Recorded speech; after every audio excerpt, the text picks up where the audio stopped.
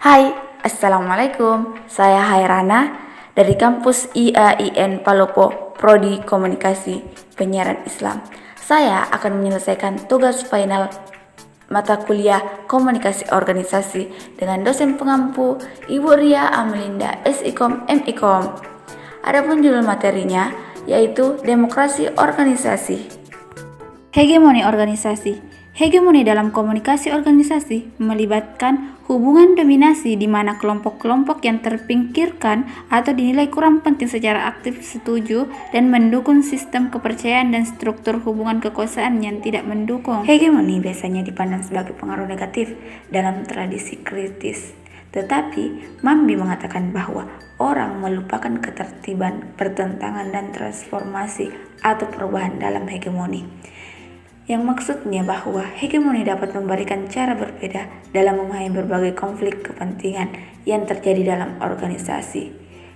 Menurut Mambi, suatu kesalahan jika memandang organisasi sebagai lapangan permainan di mana dua tim bertanding antara tim dominasi dan tim perlawanan, di mana masing-masing pihak akan saling mengalahkan. Menurutnya, yang lebih tepat, hegemoni merupakan suatu rangkaian kesatuan antara satu ideologi tunggal yang mendominasi pada satu titik ekstrim dengan penolakan dan pertentangan yang bersifat meluas pada titik ekstrim lainnya.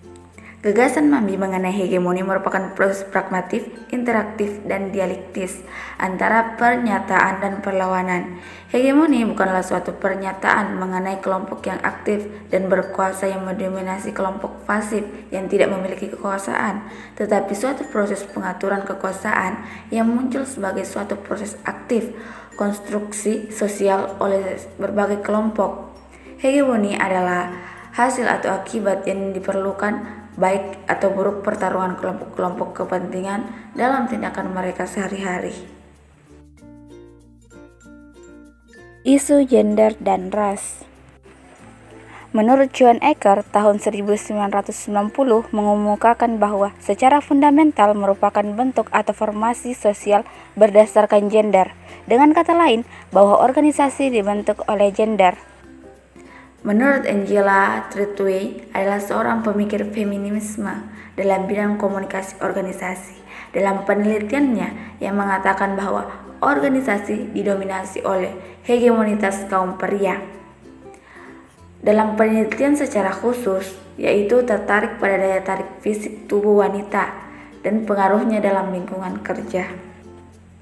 Pada dasarnya, penelitiannya tidak sekedar melihat organisasi luar saja, tetapi langsung masuk ke dalam, di mana ia mewawancarai para pekerja wanita mengenai pengalaman mereka bekerja.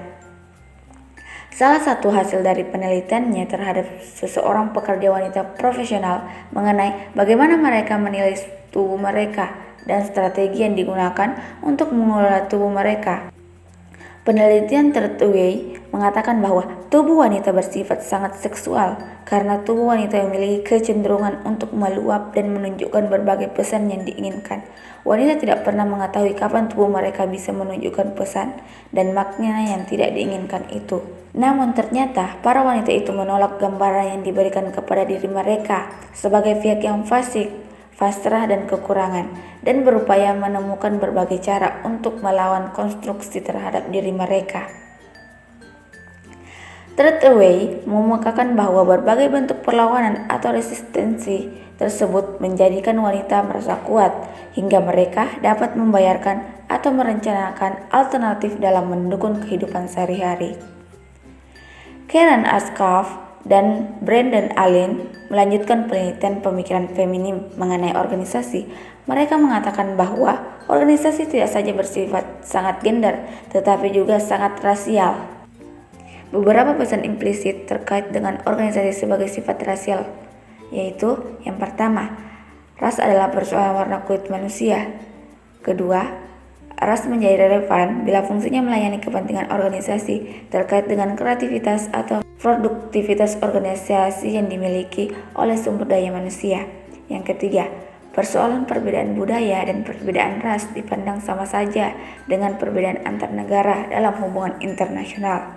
Yang keempat, diskriminasi ras berasal dari bias pribadi.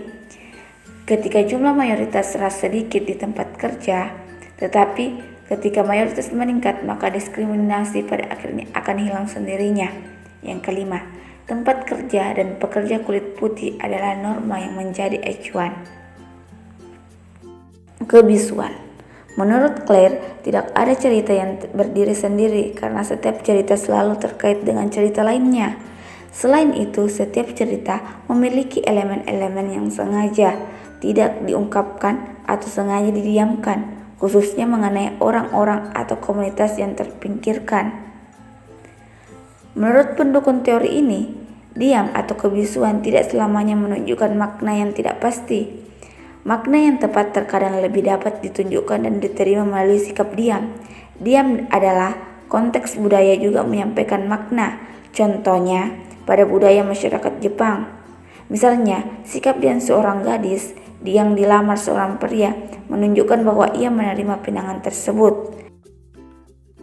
Pada budaya lain, sikap diam menunjukkan penolakan, kemarahan, hormat, terkejut, senang, takut, puas, dan lain sebagainya. Claire melanjutkan penelitiannya mengenai ketegangan suara dan kebisuan terhadap isu pelecehan seksual yang dialami oleh seorang pria. Dalam penelitiannya, dia menemukan bahwa penolakan atau perlawanan dan perindasan merupakan pasang suara kebisuan. Menurut Claire, diam atau kebisuan merupakan bentuk ketegangan yang kompleks. Dalam hal ini akan selalu ada situasi kebisuan pada setiap suara dan akan selalu ada suara dalam kebisuan. Gagasan ini kemudian menjadi teori yang disebut dengan pasangan kebisuan dan suara, slice voice binary.